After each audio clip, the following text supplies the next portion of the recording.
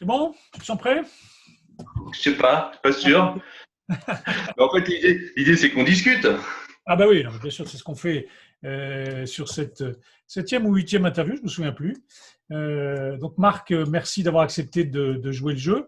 Donc au tout début de ces séries d'interviews, on discutait de comment on s'organise dans le confinement, comment est-ce qu'on a tous fermé nos cabinets. On a vu Hervé Buatois, on a vu les conseils d'Edmond Binas pour cette période, on a vu Benjamin Cortas, qui a une approche différente de Stéphane Koubi, avec des visions sur l'avenir qui sont un peu différentes. Ça, c'était le début. Et puis petit à petit, bah, on s'est approprié le confinement. Et puis maintenant, bah, il faut parler de la suite, quoi, c'est-à-dire de la reprise de ce confinement. On a vu les Suisses qui reprenaient lundi dernier avec Marion Paris. C'est une grosse préparation parce que Marion, ça faisait 15 jours qu'il travaillait sur cette reprise. Donc nous aussi, les Français, on s'y est mis. J'imagine que toi, c'est pareil, donc c'est pour ça qu'on t'invite aujourd'hui. Donc je te présente brièvement. Bon, les Lyonnais te connaissent tous. Tu as une grosse structure très orientée chirurgie orale sur Lyon. J'ai eu la chance de t'avoir comme interne, comme Marion Paris, et comme de plus en plus de gens, malheureusement, parce que plus je vieillis, en plus il y a d'internes qui sortent et que j'ai eu la chance avec laquelle j'ai eu la chance de travailler, c'est le bénéfice de l'âge, on va dire. Et, euh, et donc voilà, la question qu'on te pose, c'est aujourd'hui, cette reprise est là, on a un certain nombre de consignes qui nous arrivent de partout, on a des recommandations de nos confrères et consoeurs français et françaises, mais qui se basent juste sur rien, parce que de toute façon, on n'a pas recommencé. Donc on n'a pas... Le seul recul, les seuls exemples qu'on ait, c'est celui de Marion Paris qui interviendra dans 2 jours, c'est-à-dire dimanche, hein, pour nous donner son recul. Donc on l'a écouté la semaine dernière, juste au moment où il repartait. Donc on a la façon dont ils se sont préparés. Et puis après une semaine, elle va nous dire dimanche son ressenti. Bien, mais nous on est en France et la question que je te pose, c'est toi comment tu te prépares et surtout comment tu as vécu toutes ces informations qui viennent des ARS, du Conseil de l'Ordre, du ministère, d'un peu partout, et puis deux autres confrères, la façon dont ils, parce on passe pas mal de temps à parler entre nous, et puis la façon dont toi tu organises cette reprise en fonction de toutes ces informations que tu as, de ta sensibilité, et comment tu l'organises avec tes équipes, et comment tes équipes le ressentent. C'est surtout ça, c'est comment on va amener toute une équipe à travailler dans les mois à venir. J'espère vraisemblablement peut-être même dans les années à venir, avec des choses qui sont complètement différentes. Les organisations d'agenda qui sont différentes, des structurations de salles d'attente qui sont différentes, l'organisation de l'espace qui va être différent. C'est-à-dire que la vraie richesse maintenant dans un cabinet, ça va être l'espace. C'est comment faire en sorte qu'on n'agglutine pas les gens, etc., etc. Donc voilà, c'est surtout là-dessus qu'on va essayer de débattre aujourd'hui. Donc Marc, la première des questions, c'est toi, la reprise, quel est ton ressenti là-dessus dans quelques jours? Parce que pour nous, c'est dans 3-4 jours. Hein. Qu'est-ce que je dis? Non, pas 3-4 jours, Dans 10 une jours. semaine et 3-4 jours. Ouais, dans 10 On jours. a tellement envie de reprendre qu'on finit par raccourcir le temps. Même. Ah ben, moi, je suis complètement dans la reprise. Hein, et Oui, ça oui. fait déjà une semaine. Hein, j'ai l'impression d'être déjà retourné au cabinet je suis dedans complètement. Ça fait un moment déjà. Euh, bon, déjà, je suis très très content qu'on ait cette discussion, Thomas. J'ai effectivement énormément travaillé avec toi et ça, c'était un vrai plaisir et un honneur puisque tu m'as initié à énormément de choses et vraiment propulsé dans ma carrière.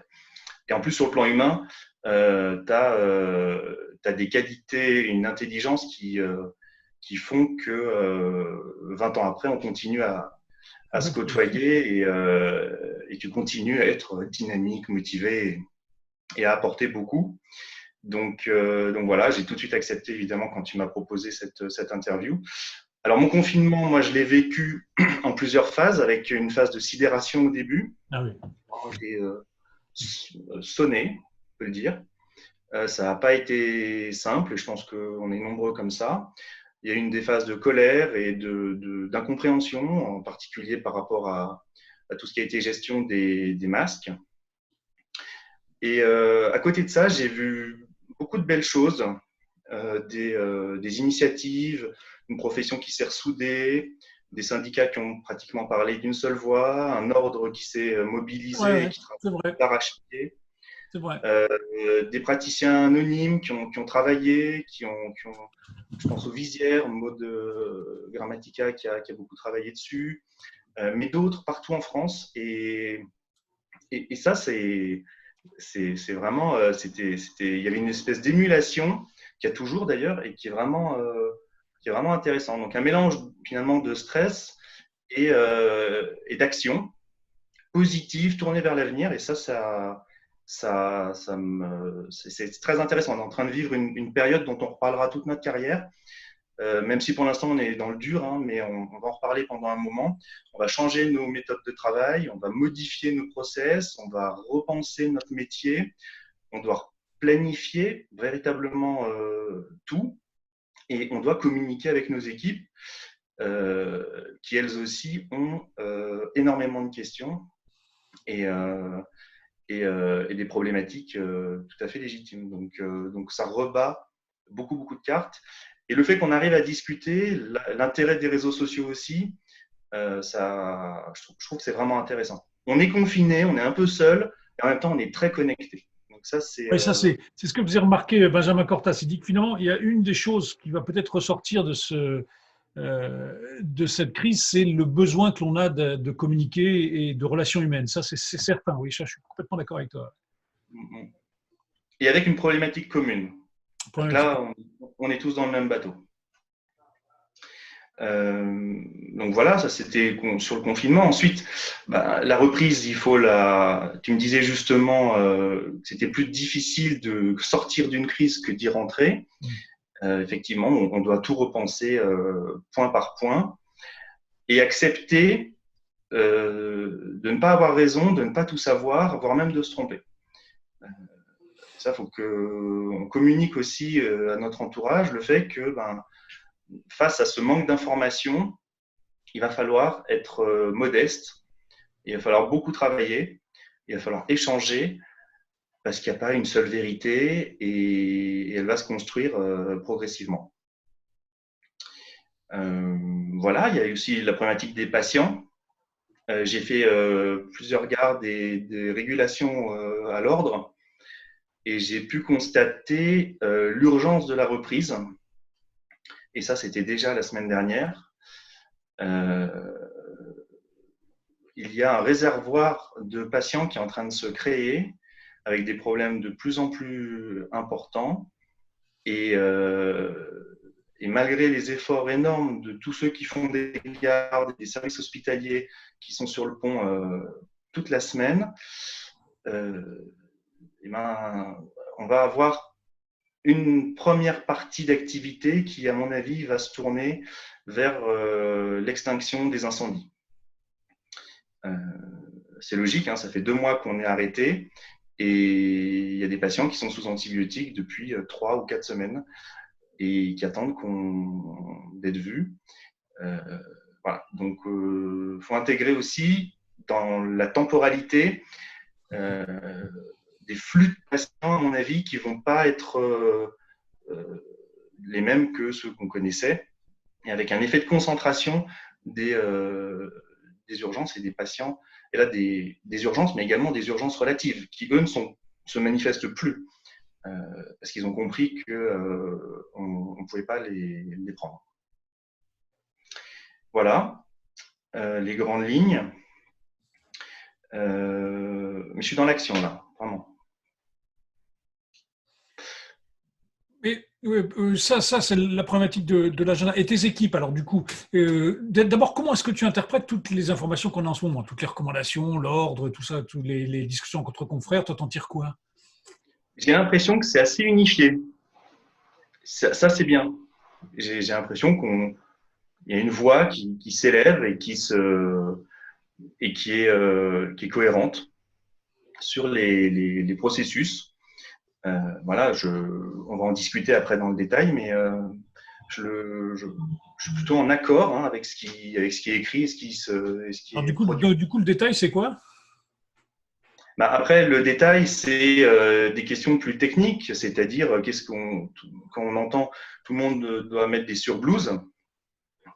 je trouve que c'est un gros sujet parce que C'est-à-dire, rien que dire surblouse, c'est bien, hein, on met des surblouses, nous on est habitué à en mettre en chirurgie tout le temps. Mais maintenant, il faut en mettre, donc on en mettait aux patients aussi, hein, mais maintenant, il faut en mettre pour tous les actes. Il y a des problèmes de pénurie, il y a des problèmes de prix et il y a des problèmes de déchets. Donc rien que le sujet des surblouses, et ben, quand on se penche dessus, c'est pas simple. il y a le problème de la portée. Alors, si jamais tu prends une surblouse, la question c'était jetable ou pas jetable. Alors, jetable, le problème écologique est massif, mais d'un autre côté, elles sont plus légères et surtout, c'est pas. Les non jetables, c'est qu'il faut le laver, c'est un surcroît de travail. Je pense qu'on aura déjà pas mal de travail. Et donc, si on prend des surblouses non jetables, donc nettoyables, c'est encore un surcroît de travail pour nous, plus un surcoût accessoirement. Effectivement, il faut se poser la question de savoir quelle stratégie on va adopter. Alors, toi, par exemple, qu'est-ce que tu vas adopter comme stratégie? Jetable, pas jetable? Et ben, pour l'instant, on part sur l'idée des jetables. Alors, souvent, je vais te répondre par pour l'instant, puisque il y a des choses qui sont en cours, il y a des commandes qui sont passées, qui ne sont pas forcément arrivées, et puis on va se confronter à la réalité véritablement quand on sera au cabinet. Donc, dans l'idée, pardon, je n'avais pas coupé la sonnerie. Dans l'idée, c'est effectivement des blouses jetables. Mais est-ce qu'on pourra être approvisionné? Comment on va gérer les déchets? Je me demande si rapidement on ne va pas devoir passer à des blouses lavables. Ça implique savoir qui les lave. Donc ça veut dire qu'il faut que dans le cabinet, il y ait une machine à laver, il faut les sécher. Et si on a pris des blouses en tissu, faut les repasser. Idéalement, il faut les stériliser. Parce que les pressings peuvent pas gérer ça? Ensuite, il y a la possibilité des pressings. Est-ce que les pressings vont accepter de prendre des Ah oui, bien blouses sûr. souillées? Donc, c'est une solution, mais est-ce que c'est une solution qui sera Oui, bien sûr. facile à mettre en œuvre? Je ne suis pas sûr.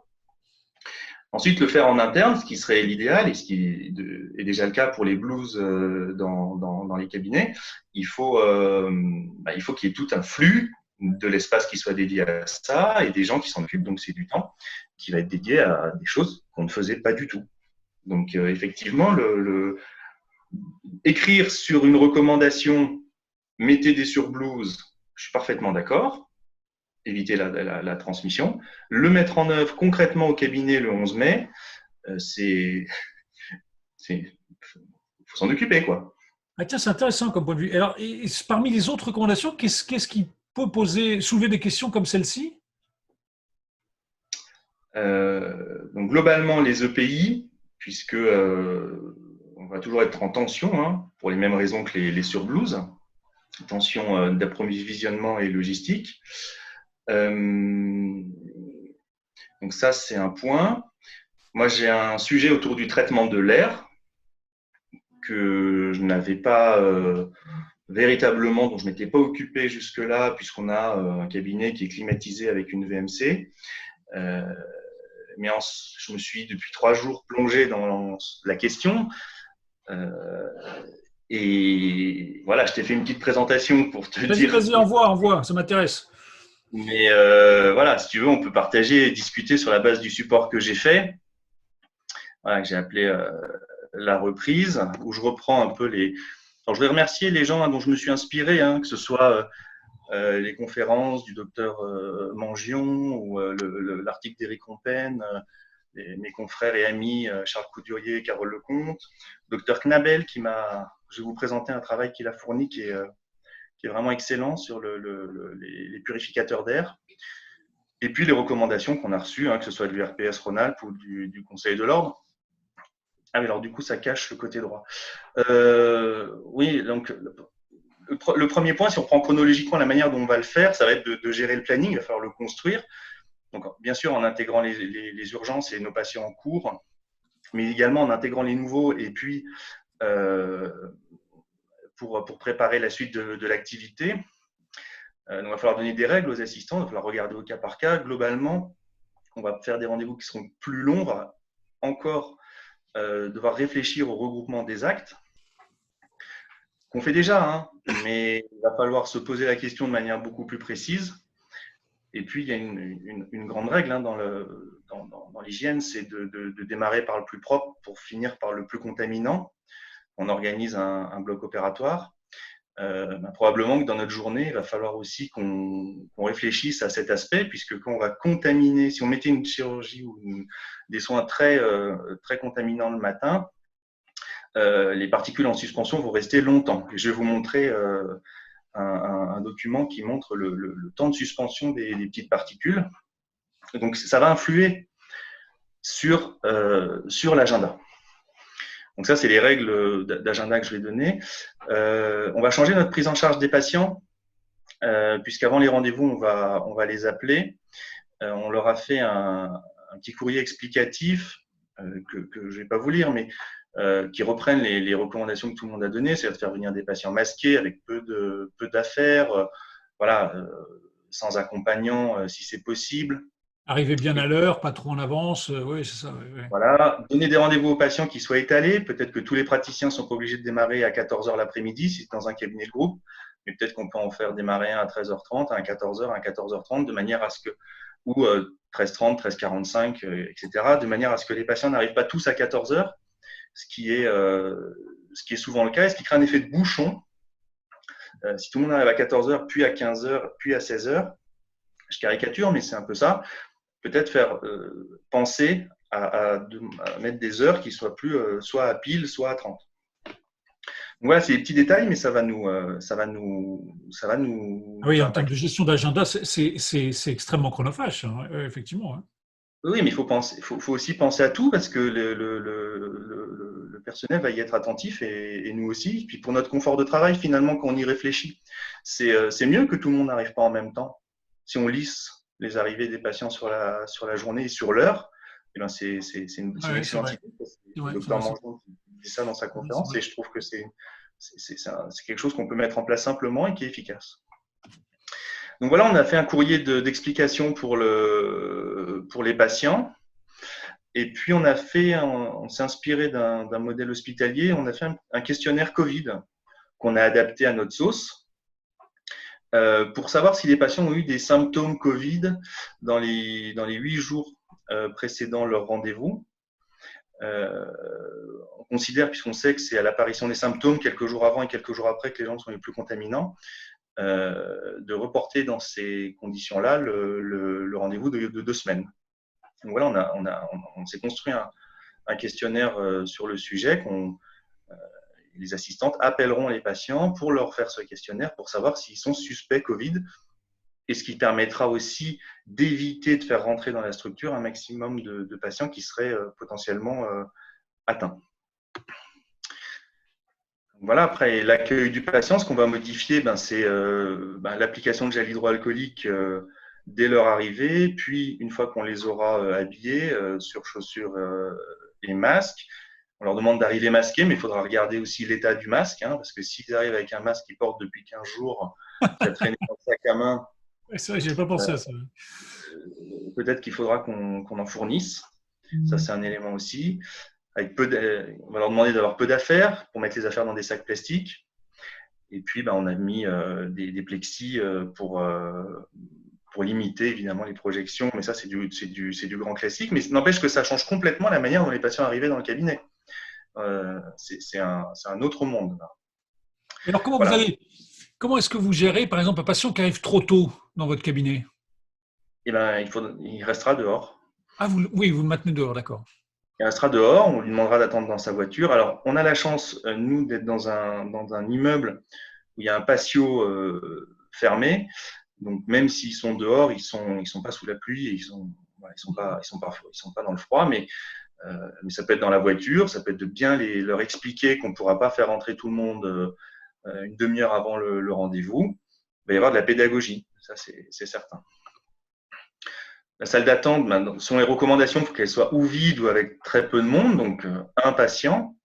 Bien sûr, on a déjà supprimé les revues et tout ce qui peut être inutile et transmettre le virus, mais c'est quand même un changement de voir des salles d'attente vides.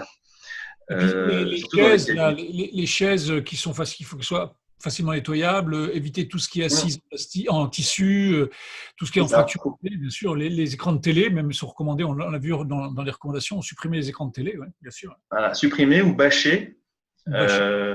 les plastifier, tout ce qui peut l'être. Donc effectivement, les sièges et les écrans. En particulier, on va. Alors, dans l'idéal, j'ai même entendu des recommandations. On disait on fermait les salles d'attente. Hein. C'est-à-dire que le patient, il attend dehors et une fois qu'il rentre, il va dans la salle de soins. Enfin, après s'être habillé, mais Ça me semble être un ça peu fait extrême. partie. Ça fait partie des possibilités. Mais est-ce que ça sera possible concrètement? Eh ben, il va falloir qu'on teste, qu'on voit. En tout cas, limiter les accompagnants, oui, c'est ça. Ouais. WC fermé, bien sûr. Ouais. Ça, c'est Les une vraie WC question. fermés. Et si jamais avec l'ARS du Rhône, on recommande ouvertement, sous l'égide des épidémiologistes et des virologues, parce qu'il y a certains patients qui vont nous demander d'y aller, donc on va les ouvrir, pas les accompagner, mais au moins laisser y aller, et leur demander de tirer la chasse d'eau en fermant la lunette des WC. Oui, j'ai vu ça. Ceci dit, dans l'idéal, il faudrait les nettoyer. Et un nettoyage. Euh, nettoyer les robinets, le pousse-savon. Qui va le Oui, donc faire? vaut mieux soit fermé. Donc c'est un sujet parce qu'un établissement de santé sans WC, il y a quand même si on limite, il va y avoir du passage, ça peut être un sujet quand même. Oui, oui, Mais ça va bon, être du personnel qui va faire ça, on ça va va être. essayer. On va essayer. La distanciation sociale lors des consultations, voilà, là il va falloir reculer, se mettre à 1 mètre, bien sûr le faire masquer avec Charlotte et, peut-être visière, ça dépendra de chacun. Donc on va changer aussi notre relationnel euh, au, entre le praticien et le patient. On Ouais, va ça, être ça fait masqué. bizarre, quoi. Ça fait bizarre de parler à quelqu'un à travers un masque, avec des charlottes. Ça, c'est sûr que là, on va contre-courant de tout ce qu'on a mis en place en termes de communication pendant des années. Hein.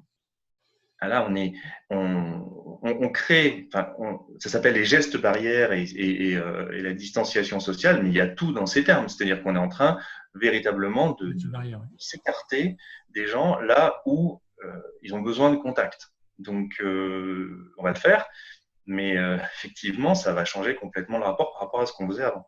Ouais, réinventer un moyen de communication, ça, c'est sûr que ça va être compliqué. Hein. Plus dans les pays latins d'ailleurs que dans les pays du Nord. Mm, c'est vrai. Un des gros changements, je trouve, moi, c'est que les soins conventionnels vont être finalement traités comme on fait en chirurgie. C'est-à-dire que Et d'ailleurs, ça pose un problème de nomenclature. Hein. Ils commencent à en parler. C'est intéressant de constater, on l'a vu dans l'interview de Marion Paris et celle de Pierre Keller, ils ont une cotation Covid pour l'hygiène. Parce mais que j'ai vu dans l'un des documents que j'ai reçus hier que c'était à l'étude. En tout cas, qu'il y avait quelque oui, ça, chose. on ne peut pas ne pas en discuter parce que quand tu vois le prix, alors en ce moment les prix sont peut-être un peu emballés, hein, on espère que ça va redescendre, mais quand tu as un masque FFP2 qui est à plus de 4 euros au TTC, tu rajoutes la Charlotte, tout ça, enfin, usage unique, enfin, maintenant tu en as pour plus cher de gestes barrières que de soins. Donc il y a un moment ou un autre, c'est un non-sens, quoi. Donc il va falloir effectivement qu'on révise un petit peu notre nomenclature et qu'on adapte la tarification des actes, ça c'est certain. Ça, c'est certain. Ça pourra pas se faire d'une manière ou d'une autre. De toute façon, que ce soit nous ou les autres pays, tout le monde le fait. C'est un constat. Hein. On va augmenter nos frais. Ça, c'est ça. Et Et puis, donc je vois que là, tu as mis l'eau oxygénée. J'ai vu des recommandations avec de l'hystérine aussi. ah, j'ai pas vu ça. J'ai vu. Alors, il y avait un avis contradictoire sur la bétadine, Oui. mais l'agence de pharmacologie thérapeutique a émis un document, c'est pour ça que je l'ai barré, qui disait qu'il fallait aller vers Parce l'eau. qu'il y a des patients qui sont allergiques, en fait. Donc, du coup, ils ont supprimé ça. Puisque l'idée, c'est de systématiser, hein, c'est toujours pareil. Et donc, effectivement, je crois que c'est l'oxygéné et la listérine qui sont restés en cours. Ouais, ouais. Donc voilà, bon, l'eau oxygénée, donc ça ne pose pas de problème particulier. Et puis la digue, c'est alors, moi je fais plus de soins, mais c'est une pente là extrêmement forte vers l'utilisation et la généralisation de la pose de digue. Et pareil, ça rentre dans finalement le la prise en charge encore plus vers des soins regroupés, puisqu'on va passer, une fois qu'on installe le patient, il faut passer du temps avec lui et lui faire le maximum de soins possibles. Finalement, on remarque que même les patients vont être habillés quasiment comme les assistantes, avec la surblouse, la charlotte. On va avoir une explosion vraiment de ce poste-là des EPI. Oui, c'est vrai que j'ai pas réfléchi, mais en termes de gestion des déchets, c'est énorme, c'est derrière. Hein. Non, c'est énorme. Et puis il y a une C'est question énorme. qui sera intéressante de poser à Marion Paris dimanche, c'est puisqu'elle elle aura travaillé pendant une semaine habillée comme ça, la fatigue pour les praticiens. Parce qu'un masque FFP2, par théorie, par définition, on ne l'enlève pas pour aller boire un coup, quoi.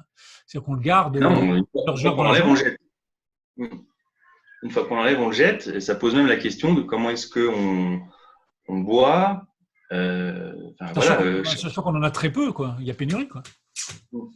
Alors là, il y a une bonne nouvelle quand même. Le ministre qui s'est engagé sur 4 masques FFP2 par praticien et par jour, c'est quand même Ah, c'est une bonne avancée, oui, ça c'est sûr. Ça, c'est une belle une vraie avancée. victoire de la profession. Oui, oui. Voilà, faut le saluer parce qu'au final, alors qu'on partait de zéro, tous les mouvements syndicaux et ordinaux se sont mis en route et ça a porté ses fruits. Donc ça, c'est quand même une belle victoire. Pour le praticien, il y a quand même des changements. Le FFP2, on n'était pas habitué à travailler avec. Il ne faut plus l'enlever, alors qu'on enlevait nos masques et on les changeait régulièrement. Donc le rythme de travail, comment est-ce qu'on fait pour boire, si on veut faire une pause. La visière, ça pose des questions pour ceux qui utilisent des loupes. Et puis la buée, la distanciation. Donc c'est quand même des vrais changements au final, au quotidien. En fait, il va y avoir beaucoup de petits changements. Donc, voilà, le FFP2 qui sert surtout à protéger le praticien, ce qui n'était pas le cas du masque chirurgical. J'ai fait un petit rappel. On a vu ça apparaître ces derniers jours. Je voulais faire une petite incise là-dessus. Parce que c'est extrêmement séduisant, ça fonctionne. Ceux qui l'ont essayé disent que c'est très confortable. Et puis c'est probablement le cas. Il y a juste un point, quand je me suis renseigné par l'intermédiaire de ma consoeur Catherine Kant, c'est le nettoyage de la partie en tissu qui a priori répond à un protocole assez long et qui peut ne pas être très souple à utiliser en Marc, j'ai pas pratique compris. quotidienne. Ça sert à quoi, ça? C'est une cagoule avec une ventilation. C'est 3M qui commercialise ça. Ça s'appelle le VersaFlow. Alors, notre petite image est dessus. Et l'intérêt, c'est qu'on voit bien. Donc, ça fait et visière et… ça fait surtout visière. Je ne sais pas si ça filtre. Mais voilà, il y a une espèce d'emballement ces derniers jours autour de ce produit. En tout cas, ce qui apparaît, c'est que le nettoyage n'est pas si pratique et simple que ça. Donc, si on garde entre les patients, ça revient à ne pas changer sa surblouse finalement entre les patients. La question aussi est là, hein, est-ce qu'on change la surblouse, est-ce qu'on la met à chaque patient, est-ce qu'on la garde une demi-journée comme on le faisait pendant les gardes? Si on met une surblouse pendant une demi-journée, ça veut dire que potentiellement la surblouse contaminée, elle passe de patient en patient et on touche les patients. voilà, donc je trouve qu'il y a quand même, au-delà des recommandations, une mise en pratique qui ne va pas être simple. Moi, je ne me vois pas travailler avec ça. Hein. Non, non, moi non plus, mais bon, j'ai fait Oui, fait non, une mais petite c'est tout slide à fait. dessus, juste pour dire, parce que c'est l'actualité et Malheureux. Hein. cette interview, elle sera très éphémère. Donc, mais là, en ce moment, il y a un sujet autour de ça. Voilà, je l'ai rajouté.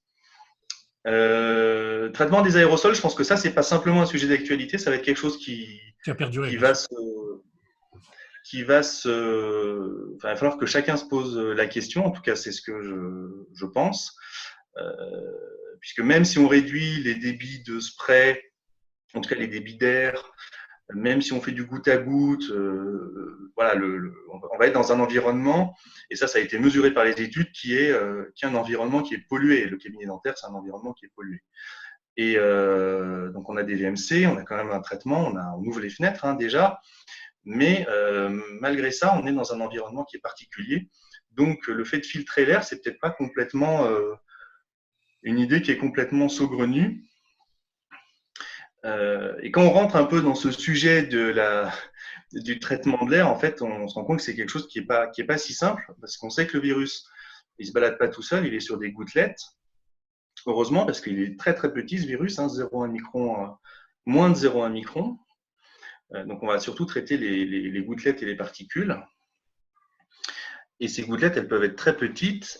Et ça, c'est une image que j'ai prise sur la conférence de Dr Mangion qui était excellente, mais qui montre bien le délai de suspension, de mise en suspension des petites particules avant qu'elles ne retombent.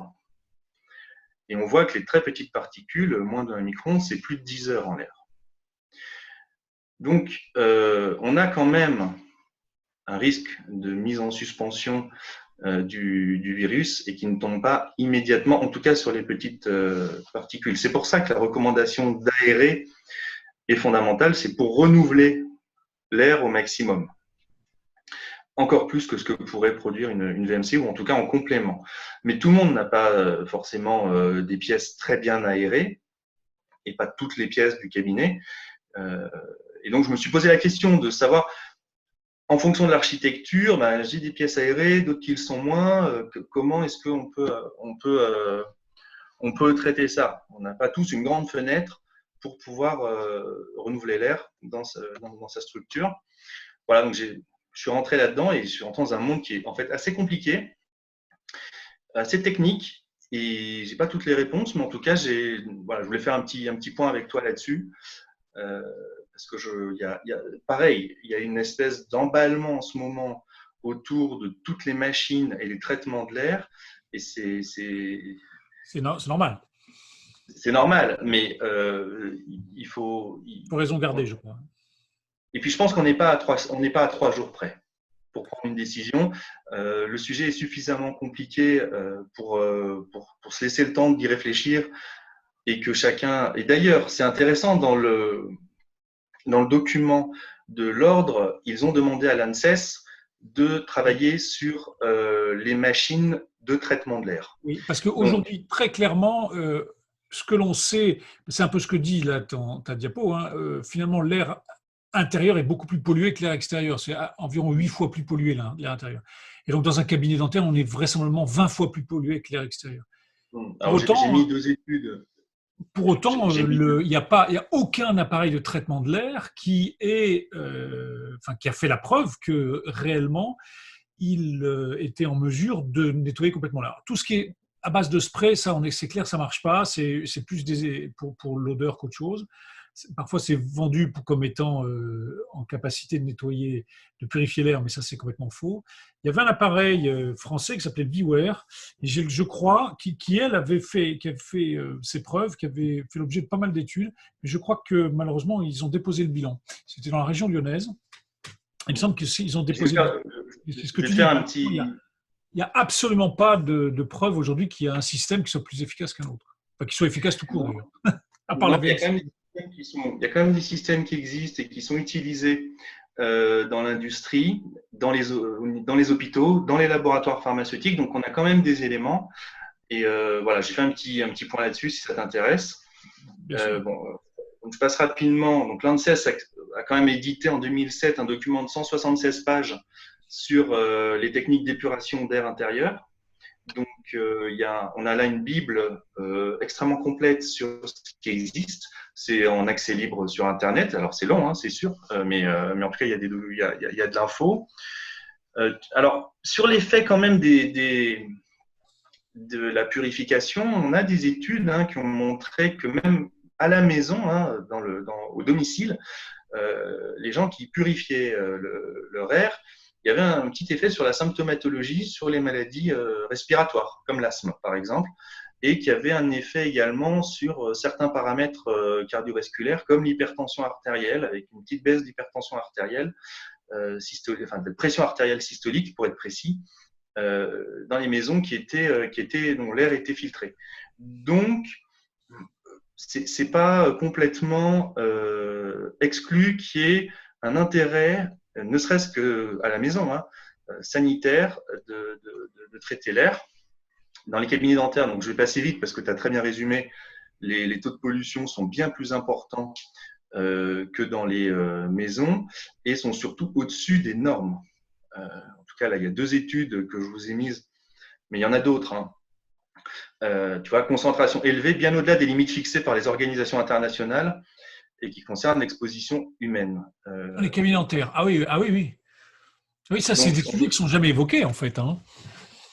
Donc, on a des éléments qui sont repris d'ailleurs aussi dans l'article qu'a écrit Eric Compen, qui est très très bien, pour dire que, indépendamment du Covid, l'air du cabinet dentaire n'est pas le même que celui qu'on a à la maison. Et de toute façon, l'air intérieur est beaucoup plus pollué que l'air extérieur.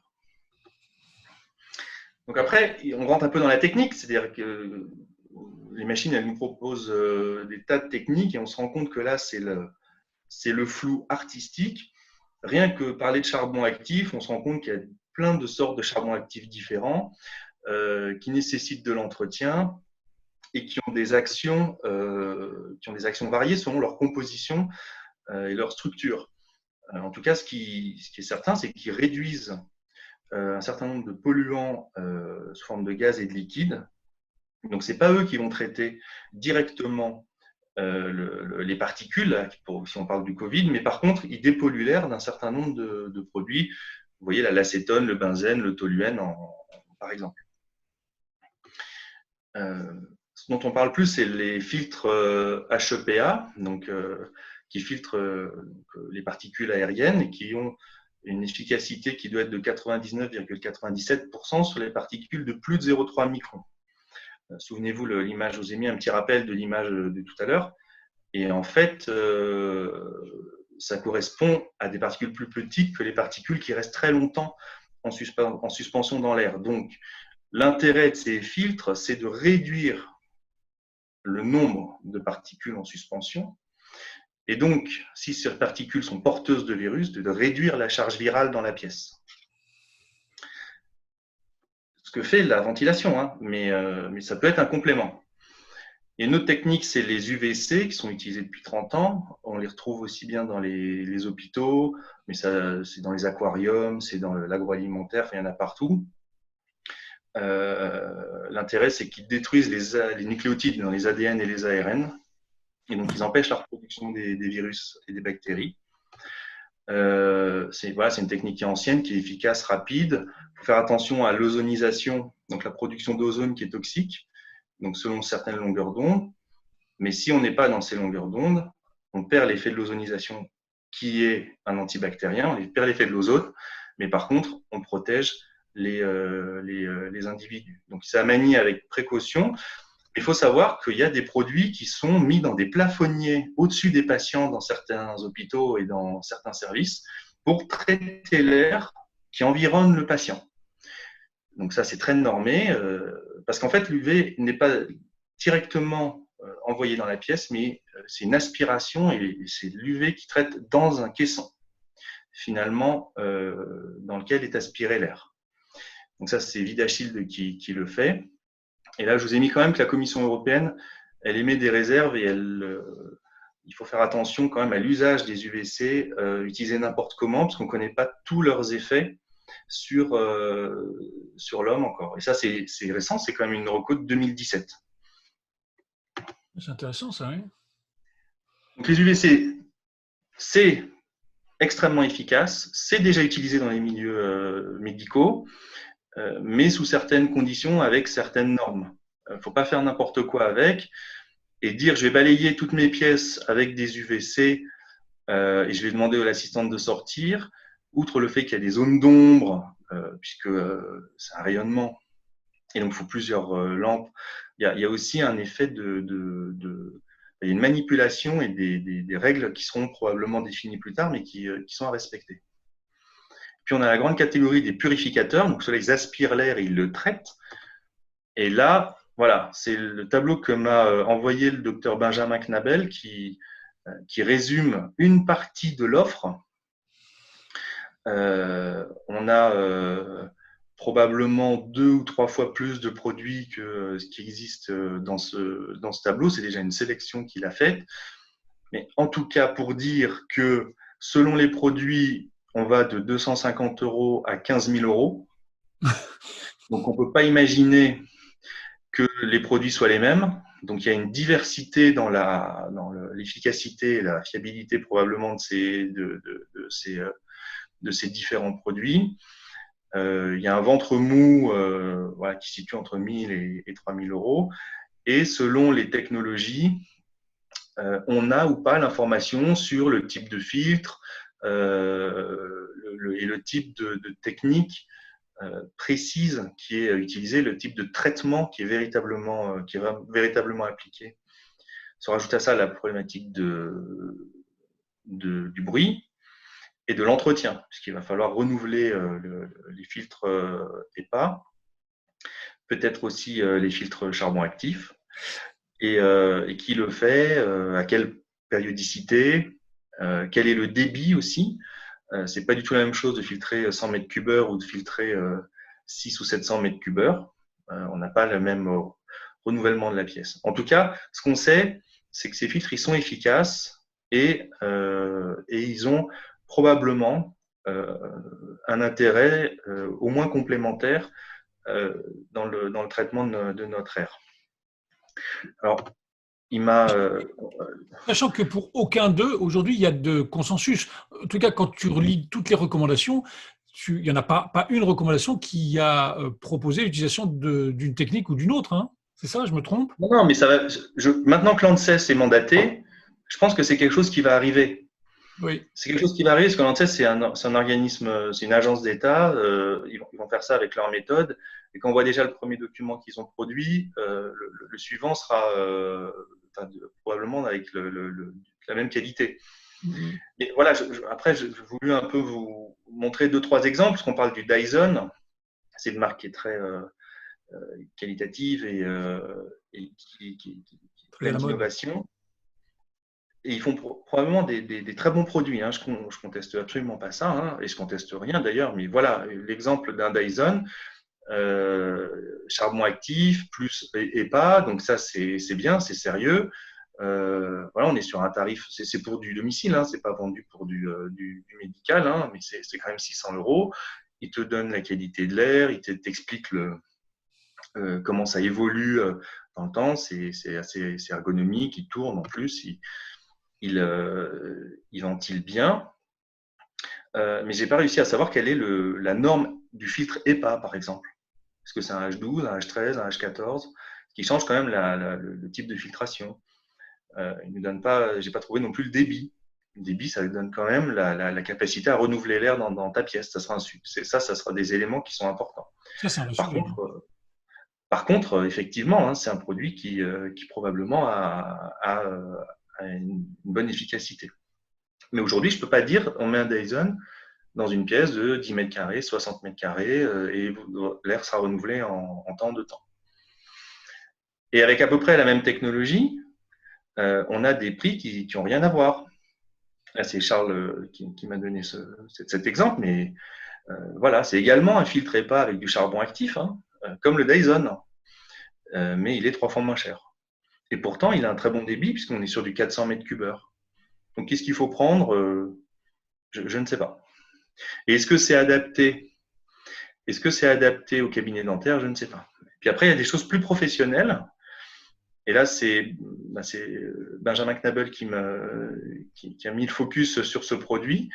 Et je pense que c'est bien d'en parler parce que c'est un produit qui, est professionnel, qu'il vend déjà à des cabinets dentaires ou dans des structures de soins, qui, en plus de filtre EPA, a un charbon actif et un traitement UV de l'air qui passe dans le caisson. D'accord ? Ce n'est pas un UV qu'on diffuse dans la pièce, mais l'air qui passe dans le caisson est traité aux UV et en plus, il traite le filtre pour réduire également la charge bactérienne et virale qu'il y a sur le filtre. Et ce qui est sympa, c'est que ça, c'est un produit qui est français. Et voilà, c'est fait en région lyonnaise.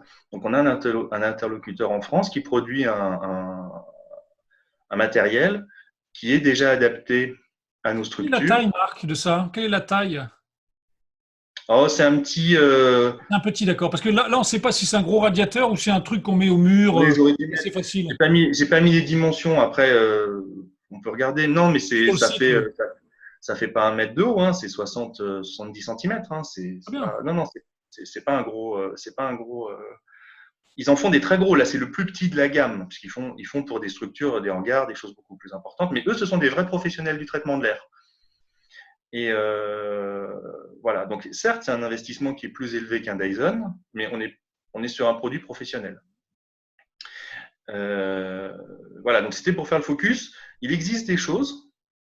Ça part dans tous les sens, mais on va avoir à un moment l'information sur les caractéristiques et on va s'affûter avec le temps sur ces questions-là aussi, comme on était capable de s'affûter sur d'autres questions techniques par ailleurs. Voilà.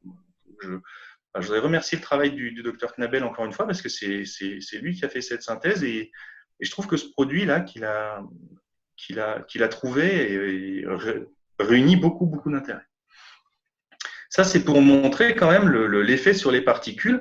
Ça a été fait par le CHR de Lille pour montrer l'effet sur les particules et sur la flore mycologique de ce type de produit. Alors, juste pour qu'on se répète, là, puisqu'on parle du Covid, mais évidemment, on parlera d'autres choses à l'avenir. Le Covid, c'est globalement, nous, quand on fraise avec notre turbine, un peu plus qu'avec le contre-angle, bague rouge, c'est des particules de combien qu'on envoie dans l'air pour un dentiste? Moins de 0,1 micron. Ah non, ce n'est pas des particules. Le Covid, c'est moins de 0,1 micron. Oui, d'accord. Après, il est dans des particules. Ah oui, donc nous en fait c'est des gouttelettes. On parle de particules parce que en fait c'est ce qui est mesuré, mais c'est sur des gouttelettes. Mais ces gouttelettes contiennent des particules. En même temps, quand on fraise bien quelque chose. Donc il y a des particules. On fraise de la dent, on fraise de l'os. On émet bien. Donc on a toutes les tailles en fait de particules, nous. On a toutes les tailles. Ça. On a toutes les tailles, complètement. Et donc on va retrouver de la particule de 5 microns comme de la particule de 0,5. Exactement. D'accord, c'était ma question. Oui. C'est pour ça que cette question, elle n'est pas inintéressante. Alors évidemment, plus la particule est grosse et lourde, plus elle va tomber vite au sol. Après, il y a aussi la question du traitement du sol, c'est-à-dire le fait de marcher, le fait de passer la serpillière, est-ce que ça ne soulève pas les particules? Tu as remarqué que dans toutes les recommandations, la surchaussure pour le praticien a été supprimée. C'est-à-dire que ce qu'il demande, c'est une chaussure fermée. Voilà. Chaussures professionnelles et fermées. Et sur chaussures pour les patients. Sur chaussures pour les patients. Donc ça, c'était la grande catégorie des filtres et du traitement de l'air, mais on a vu ces machines-là aussi apparaître. Alors, est-ce qu'il faut rajouter une aspiration à nos aspirations? C'est une question après tout, puisque dans ces machines-là, ils proposent également des filtres comme ceux qu'on vient de voir. Donc là, ça serait d'aspirer et de filtrer. Alors, je ne vais pas vous donner un produit parce que je ne suis pas totalement certain, et en tout cas, je n'ai pas trouvé d'informations claires qui disent que ça se substitue à la grosse aspiration chirurgicale. Oui, alors moi, je vois un premier défaut massif, c'est que globalement, l'air qu'ils inspirent qu'est-ce qu'elle devient? Et c'est ça. Et il y a l'eau. Et voilà. Parce Et il que y a toi, l'eau. ta grosse aspiration, tu peux dire l'air, elle va partir dans une salle qui est loin de la partie soins et puis elle peut être rejetée dehors, par exemple. Mais là, sur un produit comme ça. D'ailleurs, on le voit bien dans les recommandations du Conseil de l'ordre. On Alors, parle de cette problématique. l'air, il sort propre enfin, il sort purifié de la machine. Mais il y a effectivement, c'est pas la même chose d'aspirer un air qui est moyennement humide et directement des gouttelettes. Donc, il y a un traitement aussi de l'eau. Et voilà, j'ai pas trouvé beaucoup d'informations là-dessus, à part de dire que ça aspire. Mais Ouais, on c'est a ça. déjà des aspirations extrêmement puissantes. Hein.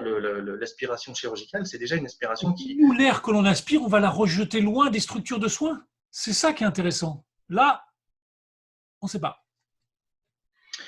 Non, Je, tu parles je des pense que machines, des purificateurs? non, non, mais là, on parle de cet aspirateur-là. Oui, mais même les purificateurs, ils rejettent directement de Oui, mais l'autre côté de la machine. l'air est traité. Là, je ne suis pas tout à fait certain que ce soit le même niveau de traitement que C'est les ça. machines dont On tu as parlé tout à l'heure. on n'a pas en tout cas beaucoup d'éléments pour savoir exactement ce qui est fait. Donc, c'est pas dit hein, que ça se développe pas et qu'on n'en ait pas besoin. Hein. Aujourd'hui, j'ai pas beaucoup d'informations. Il y a quelques vidéos quand même qui, en termes de bruit, c'est pas neutre. Hein. Ah oui, en C'est pas plus. neutre. Hein. Mm.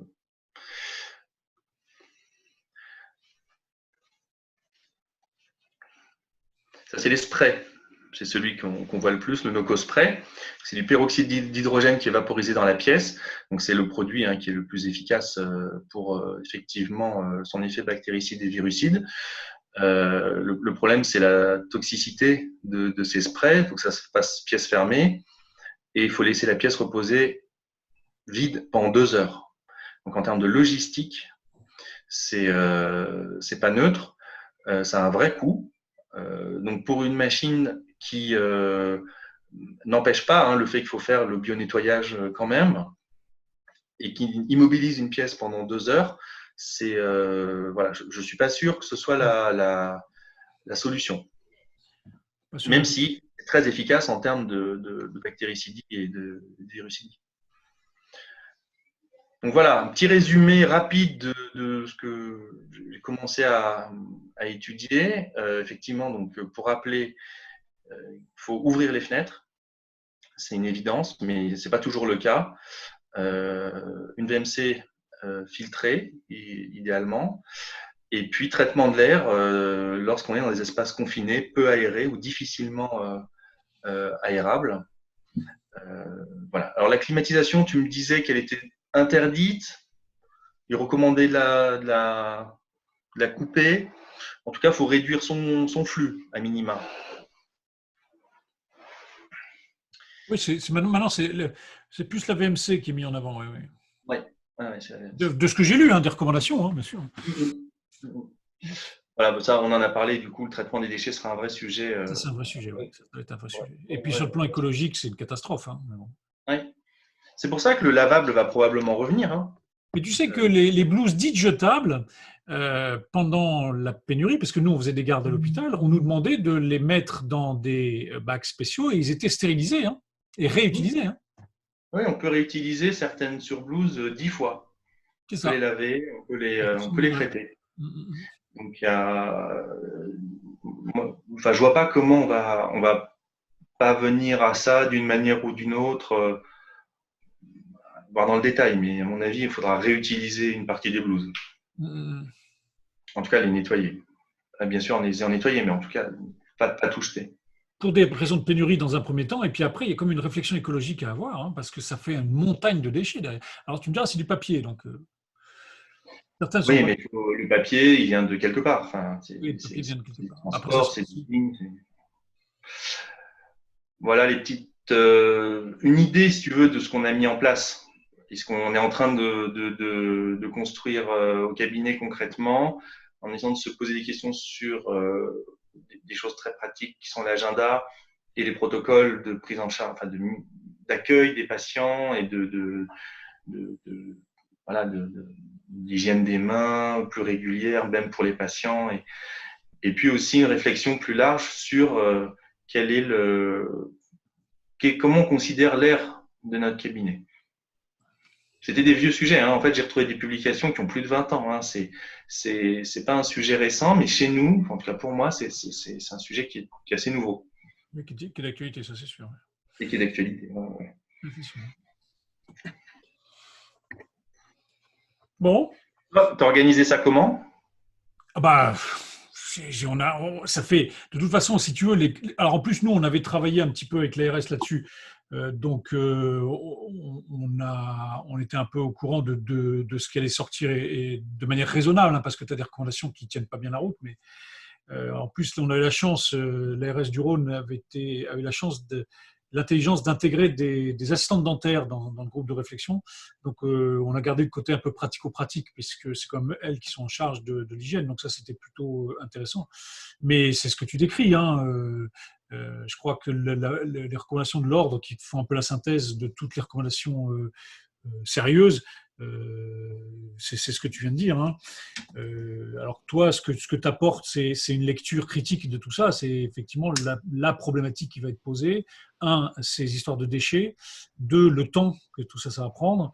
Et puis, quid du traitement de l'air, qui est un vrai problème. Mais comme tu l'as souligné, hein, je crois que le Conseil de l'ordre dit il est urgent de ne pas se précipiter parce que l'offre est tellement importante que se mettre à investir dans des machines dont on va dire dans 6 mois qu'elles ne servent à rien, ça serait dramatique, quoi. Surtout dans un contexte économique qui, dans nos cabinets, vont devenir un peu périlleux, parce que la reprise, le confinement, c'est une chose sur le plan économique, mais la reprise, ça peut être beaucoup plus dangereux, quoi, parce que les charges vont revenir et les chiffres d'affaires, on ne sait pas, hein. L'activité, on ne sait pas, hein, puisque tous ces surcoûts liés à ce que tu viens de développer, plus le temps qu'il va falloir consacrer entre les patients, à l'installation, etc., fait que c'est une organisation très difficile à gérer, en tout cas. Oui, alors, pourquoi est-ce que je pense qu'il faut vraiment rentrer quand même dans ces sujets? C'est qu'au final, on va aussi, ça mène aussi à la gestion de la confiance, la sécurité que notre personnel et nos patients vont nous accorder. C'est-à-dire que on va être aussi jugé sur ça. C'est-à-dire comment est-ce que on prend en considération la crise qui vient de passer et comment on s'occupe aussi bien de notre personnel que des patients, puisque tout le monde est quand même conscient que le monde d'avant ne sera pas exactement le même, enfin le monde d'après ne sera pas exactement le même que le monde d'avant. Et c'est valable en général et c'est valable aussi dans les cabinets dentaires. Donc quelque part, c'est aussi une manière de montrer qu'on fait attention. Oui, c'est indispensable. Pas qu'à nous. C'est indispensable. Et il y avait une réflexion qui va exactement dans ton sens, qui est celle qui était dans l'interview de Marion Paris, et elle disait que finalement, les patients vont avoir besoin de sentir qu'on est au top sur le plan de l'hygiène. Et alors, c'est très, très compliqué de leur montrer ça sans être extrêmement anxiogène, parce que tu imagines bien que tu arrives avec le casque de chez 3M que tu montrais tout à l'heure. Le patient, alors déjà qu'ils avaient un peu peur du dentiste, mais là, on se demandait où ils sont. Et elle disait qu'une des façons de leur montrer qu'on mettait le paquet, c'était de manière indirecte. C'est-à-dire qu'elle dit, par exemple, le fait d'avoir une caméra numérique ou des écrans qui permettent qui montrent des images 3D montre que tu as un niveau technique dans le cabinet qui est assez élevé, et donc forcément l'hygiène suit. C'est-à-dire que si tu es bon, et on va être obligé de manière détournée de montrer qu'on met le paquet pour les patients, et pas forcément qu'en étant extrêmement anxiogène avec des masques, avec des respirateurs derrière, parce que c'est qu'il y a quand même un truc qui est hyper efficace, hein, c'est le masque Decathlon, là. En plaisantant, j'avais mis ça sur Facebook en février, et puis finalement ils s'en sont servis. Ça, c'est super efficace, on a tous essayé, c'est étanche et tout. Donc si on va être anxiogène, on sait faire, hein. Mais toute la problématique, c'est de garder l'âme de notre métier, et tout en mettant en œuvre la sécurité pour nous, pour notre personnel, Et puis ensuite, pour notre patient, ça va être le plus compliqué. Mais ce qui est intéressant dans ta démarche et l'interview qu'on a aujourd'hui, c'est que toi, tu mets le doigt sur un certain nombre de questions qui ne sont pas posées. C'est-à-dire que tout ce qui nous est tombé aujourd'hui, hier, c'est la recommandation, donc ce qu'on va mettre en œuvre, mais la problématique sous-jacente qui va en découler, elle va nous apparaître. C'est là où c'est tout l'objet de ta présentation et c'est en ça que je te remercie. Elle est très bien construite dans ça et extrêmement intéressante et chacun va falloir trouver une solution. L'organisation, on l'a tous, mais effectivement, il y a le traitement de l'air, il y a les déchets qui vont apparaître, il y a les choix jetables, pas jetables qu'il va falloir faire. Donc, c'est un nouveau métier qui se réinvente. Voilà. Je crois que si on se revoit dans 6 mois, on aura une partie des réponses seulement. Et moi, je dis en plaisantant à mes étudiants, maintenant, la richesse, ça va être l'espace. Il faut avoir des grands cabinets dans lesquels on a des grandes salles d'attente, plusieurs fauteuils pour pouvoir passer de l'un à l'autre. Pas du tout pour des raisons de rentabilité, mais tout simplement parce que ça permet d'avoir un respect de l'hygiène. Donc, ça va demander des coûts supplémentaires. Et j'ai pas l'habitude de faire de politique, mais j'ai le sentiment, si tu veux, que ces 10 dernières années, la politique de santé était plutôt vers le low cost. C'est-à-dire qu'il fallait que la santé coûte pas très cher, qu'on n'ait pas trop de lits à l'hôpital, etc. Et on a vu qu'il fallait qu'on ait 10 millions de CMU, je ne sais plus combien, enfin c'était des chiffres qui étaient un peu surprenants. Et que là, brutalement, la crise a remis les valeurs au milieu en disant, non, la santé, c'est pas, ça coûte. Et là, tout ce que tu viens de dire, toute ta démonstration qui fait suite aux recommandations, c'est pas toi qui dis ça, tu as juste une analyse critique de ces recommandations et qui, à mon avis, est tout à fait juste, quoi. Et la santé va... En fait, encore une fois, elles sont très bonnes, les recommandations. Je suis convaincu. Juste, moi, j'essaye, comme tout le monde, de dire demain à tout le monde, assistante, patient, confrères, associés et tous autour de la table, de dire comment est-ce qu'on fait. Et on se heurte, voilà, un certain nombre de difficultés. En même temps, on repense complètement le métier. Et chacun va devoir en plus le faire à sa sauce, puisque chaque cabinet a son architecture, son économie. La problématique du travail en groupe n'est pas du tout la même chose que le cabinet avec un praticien, c'est sûr et certain. La problématique du travail en groupe, c'est plus de patients, donc des trajets patients qui sont différents. Non, ça c'est certain. Je crois que toute la profession va devoir se réorganiser. Alors ça, c'est passionnant pour des gens comme moi qui organisent des congrès, le congrès ARIA. Il va falloir qu'on mette cette thématique au centre de la table. Parce que, par exemple, dans la gestion de... Ça a été évoqué d'ailleurs par l'ARS du Rhône, la gestion de... un des gestes barrières, c'est peut-être d'arrêter dans l'envoi postal, parce que là, c'est générateur de transmission. Le numérique, c'est aussi un geste barrière comme un autre. Mais un truc tout bête, l'échec. L'échec, bien sûr. Bien sûr, la monétique va changer. On le voit bien, nous, dans notre boulangerie, maintenant, ils demandent à plus payer en espèces. Mais nous, ça va être pareil. Sauf que le sans contact, ça n'existe pas pour nous. Non, mais probablement que les virements vont être plus nombreux. Mais est-ce qu'on est organisé pour ça Non, pour l'instant, en tout cas, ce n'est pas dans notre habitude. On a quelques patients qui demandent à faire des virements, mais c'est pas tant ça. On repense tout, quoi. Donc, c'est en même temps génial parce qu'on n'a jamais l'occasion d'avoir 2 mois pour repenser son exercice. Je pense qu'on n'a pas fini de le repenser. Ouais. Et on n'a pas fini de le repenser. Mais là, en tout cas, on est contraint de faire autrement. Et voilà, ça nous ennuie parce qu'on aurait préféré travailler et continuer probablement comme avant. Mais voilà, c'est comme ça. Ça nous est tombé dessus. Il faut bien qu'on réagisse. Et ça va nous demander de l'implication, du travail, de la discussion. Et voilà, je pense qu'on sera jugé quand même là-dessus. Encore une fois, les patients et le personnel vont nous regarder. J'ai confiance de la façon dont la profession s'est organisée pendant cette crise pour assurer la gestion des urgences avec 0 moyen. Je veux dire, la campagne dentiste à poil est remarquable. Moi, j'ai adoré. Je salue les initiateurs. Je crois que c'est une dame d'ailleurs qui a fait ça. Moi, j'applaudis des 2 mains. C'est vrai. Et pour autant, on s'est organisé. Donc, je pense que la suite, on va s'organiser aussi. C'est la force de cette profession. En tout cas, merci Marc pour cette cet éclairage sur les recommandations et ta lecture critique. Je pense Thomas. on va l'écouter plusieurs fois avant de vraiment en comprendre le fond. Merci beaucoup, Marc. Et puis, à bientôt dans d'autres circonstances.